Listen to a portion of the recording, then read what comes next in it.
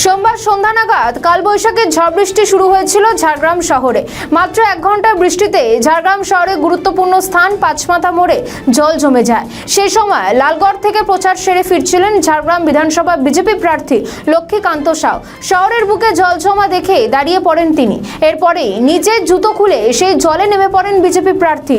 জমা জলে দাঁড়িয়ে সাধারণ মানুষদের উদ্দেশ্যে তার প্রশ্ন, তৃণমূলের উন্নয়ন কোথায়? বিজেপি প্রার্থীর এই অভিনব প্রচার ঝাড়গ্রামে ভোটারদের মধ্যে যথেষ্টই সাড়া ফেলেছে।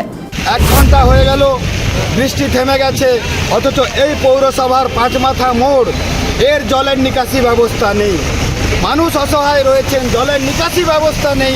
জঙ্গলমহলের প্রাণকেন্দ্র এই পাঁচমাথা মোড়, তার এই অবস্থা দেখুন আপনারা। এখানকার পৌরসভার জলের নিকাশি ব্যবস্থা দেখুন। সেই অভিযোগ আমি করছি এবং জনগণের কাছে আমি নিবেদন করছি, আপনারা কাকে ভোট দিতে চান। বিভিন্ন জায়গাতে তো পৌরসভা বড় বড় ড্রেন করেছে, তাহলে এইরকম অবস্থা কেন?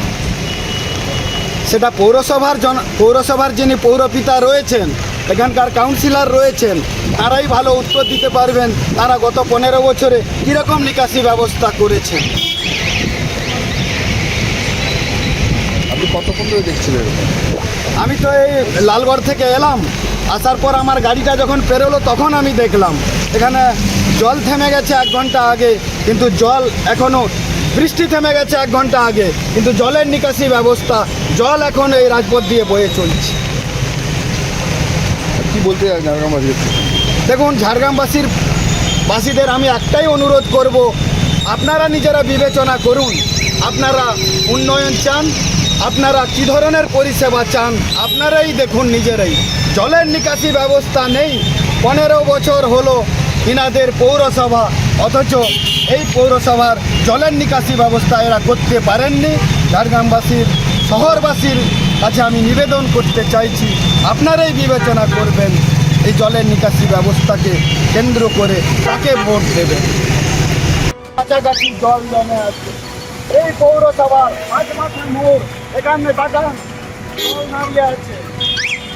এই যদি অবস্থা হয়, আপনারা চিন্তা ভাবনা করুন ঝাড়গ্রামবাসী কিরকম পরিষেবা ঝাড়গ্রাম পৌরসভা, কিরকম পরিষেবা ঝাড়গ্রাম পৌরসভা। দেখুন এই জলের অবস্থাটা দেখুন, আপনারাই নিজে বিবেচনা করুন। 1 ঘন্টা হয়ে গেছে বৃষ্টি থেমে গেছে, এই জল এখনো বয়ে চলেছে রাস্তার ওপর দিয়ে।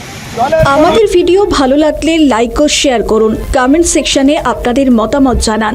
আরও ভিডিও পেতে আমাদের চ্যানেলটিকে সাবস্ক্রাইব করুন এবং প্রতি মুহূর্তে খবরের আপডেট পেতে প্রেস করুন বেল আইকন।